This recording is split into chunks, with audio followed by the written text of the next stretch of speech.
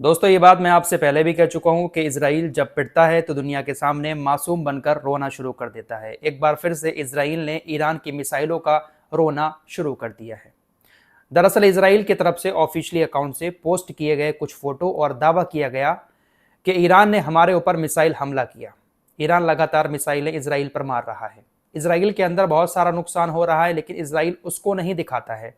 लेकिन इजराइल की तरफ से दावा किया गया कि ईरान की मिसाइलों ने पुराने यरूशलम शहर को निशाना बनाया।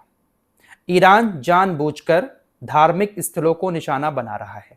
धार्मिक स्थल मस्जिद अक्सा, आर्मेनियाई चर्च और जो यहूदी धार्मिक स्थल वहां पर हैं, जो मस्जिद अक्सा का एरिया है वहां पर तीनों के, यहूदियों के, ईसाइयों के और मुसलमानों के, तीनों के धार्मिक स्थल हैं। तो इजराइल का कहना है कि ईरान जानबूझकर हमारे धार्मिक स्थलों को निशाना बना रहा है, मुसलमानों के भी, ईसाइयों के भी और यहूदियों के भी। दरअसल इजराइल ने दावा किया कि ईरान की मिसाइलें यरूशलेम के पुराने शहर पर आई और वहां पर फट गई। उसका जो मलबा था, उसके जो छर्रे थे, वो मस्जिद अक्सा का जो कंपाउंड है, जिसको आंगन भी कहा जाता है, जो टेम्पल माउंट के बिल्कुल पास बना हुआ है, वहां पर कुछ छर्रे गिरे, कुछ मलबा गिरा। आर्मेनियाई चर्च के पास या उसके ऊपर कुछ ईरान की मिसाइलों का मलबा गिरा। साथ ही साथ कुछ यहूदी क्वार्टर पर ईरान की मिसाइलों का मलबा गिरा।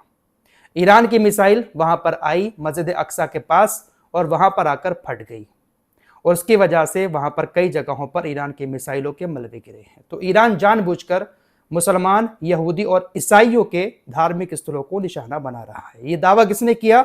इजराइल ने। और कुछ तस्वीरें भी शेयर की कि कहां कहां पर ईरान की मिसाइलों के छर्रे गिरे हैं, उसका मलबा गिरा है। दरअसल कई सारे मीडिया रिपोर्ट्स में फिर यह बात सामने आई है कि ईरान की मिसाइल इजराइल की तरफ जा रही थी। ईरान की मिसाइलों को निशाना तेल अवीव था, लेकिन इजराइल ने अपनी इंटरसेप्टर जब मिसाइल ईरान की मिसाइल पर दागी तो ईरान की मिसाइल वहां पर फट गई। इजराइल की मिसाइल ईरान की मिसाइल से टकराई, तब वहां पर मिसाइलें फटी हैं। और ये जो मलबा गिरा है वो सिर्फ ईरान की मिसाइलों का नहीं है, बल्कि इजराइल की इंटरसेप्टर मिसाइलों का भी है। तो कह सकते हैं कि इजराइल इस तरह से ईरान के खिलाफ पूरी दुनिया को करना चाहता है। मुसलमानों को भी, यहूदी तो खिलाफ हैं ही, साथ ही साथ ईसाइयों को भी। और उन ईसाइयों को, खासकर उन देशों को जो देश ट्रंप के बुलाने से स्टेट ऑफ हॉर्मुज में नहीं आ रहे हैं। ये लोग हमेशा बांटने वाले काम करते चले आए हैं, डिवाइड एंड रूल। यहां पर भी वो कुछ इसी तरह का दिखाना चाहते हैं कि देखिए ईरान चर्च को भी नहीं छोड़ रहा है। लेकिन कोई इनसे ये पूछे कि इन्होंने गाजा के अंदर कितने पुराने पुराने चर्चेस को मिट्टी में मिला दिया। एक भी मस्जिद इन्होंने गाजा के अंदर सही सलामत नहीं छोड़ी है, जहां पर रमजान के महीने में, पाक महीने में, वहां के लोग उसमें नमाज पढ़ सके।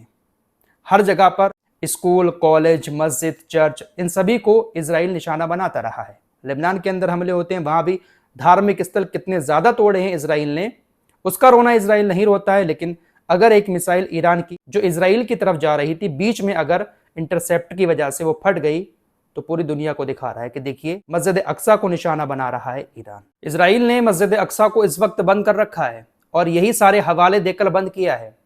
जो यहूदियों की जहां पर पूजा होती है, कुछ एरिया में वो यहूदी पूजा कर रहे हैं, लेकिन मस्जिद अक्सा को मुसलमानों के लिए बंद किया हुआ है कि जंग चल रही है और मिसाइलें बहुत सारी आ रही हैं, तो यहाँ पर कोई नुकसान किसी की जान को हो सकता है, इसलिए मस्जिद अक्सा को क्लोज किया हुआ है रमजान के महीने में।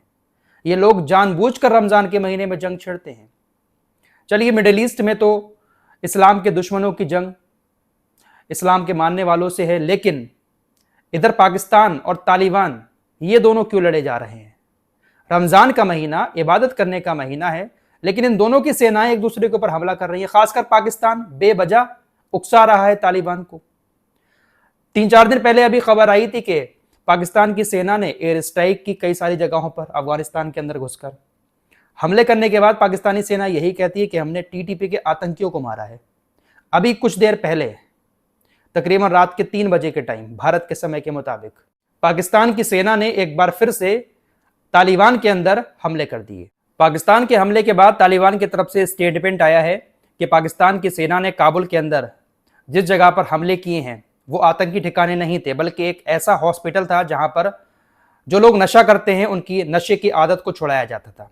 काफी सारे लोग यहां पर थे जिनकी नशे की आदत को छुड़ाने के लिए उनको यहां पर रखा गया था।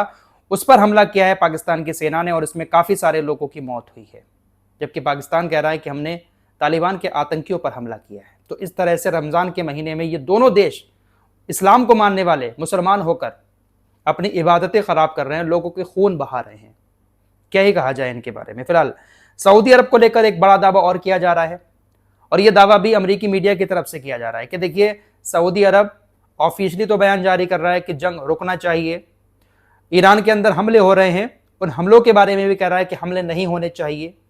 थोड़ी बहुत निंदा की जा रही है दिखावटी तौर पर दुनिया के सामने, लेकिन अंदर अंदर सऊदी अरब अमेरिका से कह रहा है कि आप इतना जोरदार हमला करें कि ईरान पूरी तरह से खत्म हो जाए। ईरान को पूरी तरह से झुकाने के लिए अंदर अंदर सऊदी अरब अमेरिका के ऊपर दबाव डाल रहा है। यह मेरी खबर नहीं है, किसी इस्लामिक देश की खबर नहीं है, बल्कि अमेरिका की मीडिया की खबर है। और अमेरिकी मीडिया इस तरह की खबरें लगातार छाप रहा है। जब जंग शुरू हुई थी उससे पहले भी सऊदी अरब को लेकर ऐसा कहा था कि सऊदी अरब ने बहुत दबाव डाला डोनाल्ड ट्रंप के ऊपर कि आप इस जंग को शुरू करो और बड़ा हमला करो ईरान के ऊपर। एक बार फिर से सऊदी अरब को लेकर इसी तरह का दावा अमेरिकी मीडिया की तरफ से किया गया है। तुर्की के एक पत्रकार हैं यहया बोस्टन, उनकी तरफ से एक दावा किया गया है कि इस जंग को शुरू करने के लिए बेंजामिन नेतन्याहू ने डोनाल्ड ट्रंप से कहा था कि देखिए, आप हमला करने आओ और सिर्फ सुप्रीम लीडर को मार दो, उसके बाद सत्ता परिवर्तन हो जाएगा। लेकिन 2 हफ्ते से ज्यादा का टाइम हो चुका है, ईरान में कहां सत्ता परिवर्तन दिख रहा है। डोनाल्ड ट्रंप को इस जंग में इजराइल और तमाम खाड़ी के देश लेकर आए हैं, यह बात सच है दोस्तों। डोनाल्ड ट्रंप एकदम से हमला करने नहीं आता। डोनाल्ड ट्रंप के जो सलाहकार परमाणु मामले पर बातचीत करने गए थे जेनेवा के अंदर, ईरान के विदेश मंत्री ने यह बात कही है कि हमारा मामला बिल्कुल बन चुका था, बात फाइनल स्टेज में थी और लगभग सब कुछ तय हो चुका था। लेकिन अचानक से 2 दिन के बाद न जाने क्या बात एडवाइजरों ने बताई डोनाल्ड ट्रंप के उनको कि उन्होंने हमला करने का आदेश दे दिया, जबकि परमाणु मामले पर बातचीत हो चुकी थी। हाँ, डोनाल्ड ट्रंप भी कम तो नहीं है, लेकिन ट्रंप को ऐसा लग नहीं रहा था कि इस तरीके से ईरान इतनी लंबी जंग हमसे लड़ सकता है। इनको बस यही लग रहा था कि आयतुल्लाह खामनेई को मार देंगे और सब मामला खत्म हो जाएगा। इसीलिए ट्रंप अब तमाम देशों को बुला रहे हैं कि आओ हमारे साथ शामिल हो इस जंग में, ईरान के खिलाफ लड़ाई करो, स्टेट ऑफ हॉर्मुज खुलवाओ। दोस्तों, ये स्टेट ऑफ हॉर्मुज जो बंद हुआ है ना, ये ईरान का सबसे बड़ा हथियार है और इसी से सबसे ज्यादा दिक्कत डोनाल्ड ट्रंप को हो रही है, क्योंकि तमाम यूरोपीय देशों का जो 20% तेल है ना, वो इसी एरिया से निकल के जाता है। अरबी देशों की बात करें तो अरबी देशों के लिए तेल से ज्यादा जरूरी उनका पानी है। पानी पर भी हमले हुए हैं, आपको सारी चीजें बता ही चुका हूं। तकरीबन 90-95%, कुछ देश तो 99% पानी पीने का जो है वो समुद्र के खाने पानी को पीने लायक बनाकर पीते हैं। एक बूंद पानी नहीं है कुछ देशों में। तो कुवैत में तो 99% पानी समुद्र के खारे पानी को पीने लायक बनाया जाता है। तो इन अरबी देशों की सबसे बड़ी कमजोरी जो है वो पानी ही है। 1991 में जब जंग हुई थी तो इराक ने जानबूझकर अरबों लीटर तेल समुद्र में बहा दिया था। वो तेल इसलिए बहाया था क्योंकि उसको पता था कि आगे जब ये पानी जाएगा तेल मिक्स होकर, तो जो देश पानी को साफ सुथरा करके पीते हैं, खारे पानी को, वो इस तेल मिले हुए पानी को साफ सुथरा करके ठीक से नहीं पी पाएंगे। जंग हुई थी 1991 में, इराक ने बहुत सारा तेल समुद्र में छोड़ दिया था। तो अगर इनका पानी खत्म हो जाता है अरबी देशों का, ईरान अगर इनके पानी के प्लांट्स पर लगातार मिसाइलें दाग देता है, जो कि ईरान दाग नहीं रहा है, अगर ईरान ऐसी जगहों पर हमले कर देता है तो इन अरबियों के पास पीने के लिए पानी नहीं बचेगा। तेल से ज्यादा बड़ी कीमत पानी की है अरबी देशों में। फिलहाल कुछ तस्वीरें आप लोगों को दुबई की दिखा देता हूं। दुबई इंटरनेशनल एयरपोर्ट, पूरी दुनिया में कितनी चर्चाएं होती थी, दुबई इंटरनेशनल एयरपोर्ट, दुबई में ये, दुबई में वो। दुबई के इंटरनेशनल एयरपोर्ट के पास एक ऑयल टैंकर पर ड्रोन अटैक हुआ, ईरान का ड्रोन अटैक। हालांकि एयरपोर्ट को ज्यादा नुकसान नहीं हुआ, लेकिन कुछ तस्वीरें ऐसी सामने आई जहां पर एक फ्लाइट लैंड कर रही है और पीछे धुएं के गुब्बार और आग दिखाई दे रही है। ये नज़ारा कहाँ का है? दुबई इंटरनेशनल एयरपोर्ट के पास का। तो ये हाल हो चुका है दुबई का। अब ज़रा सोचिएगा, जो इस फ्लाइट में लोग बैठे होंगे उनके दिल पर क्या गुजरती होगी कि कहीं एक मिसाइल, एक ड्रोन इस फ्लाइट से न टकरा जाए। बहुत ख़तरे में हैं वहाँ के लोग इस वक्त। दुनिया का सबसे सेफ शहर माना जाता था।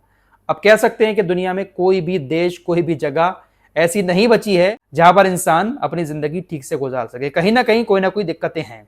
हर जगह, हर देश में जंग चल रही है।